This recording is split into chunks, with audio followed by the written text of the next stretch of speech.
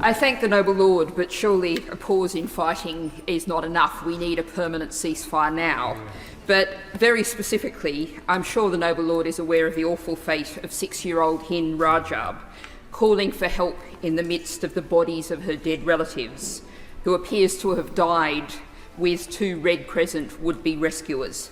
Has the government, or will the government, demand answers from the Israeli government about what happened to Hind and her family and the rescuers? And is the government challenging the Israeli government about the risks to hundreds of thousands of children in Rafah, now in the path of the Israeli offensive? Surely it's time to stop all arms shipments to Israel, as an Dutch court has demanded that that state do, and implement targeted sanctions against members of the Israeli leadership, particularly those calling for new settlements in Gaza and on the West Bank.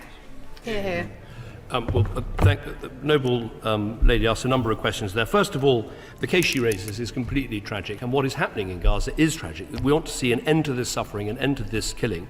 Let me just make this point, that the pause we're calling for, we want to turn into a ceasefire by making sure the conditions are right for getting a stop in the fighting to mean a permanent ceasefire. The way you do that is by fulfilling a number of conditions. You've got to get, in our view, the Hamas leaders out of Gaza. Otherwise, any ceasefire won't last because the problem will still be there. You've got to dismantle the operation of terrorist attacks. You've got to have a new Palestinian Authority government in place. You've got to give the Palestinian people a political horizon to a better future and a two-state solution. And crucially, you've got to release all of the hostages and do that very quickly. She asked whether we challenge the Israel government over individual episodes. Yes, we absolutely do. I've done that personally with them over, for instance, a building that was bombed that had UK medics and other charities in, and we'll continue to do that as part of the very important process that we go through to judge whether they are in compliance with international humanitarian law.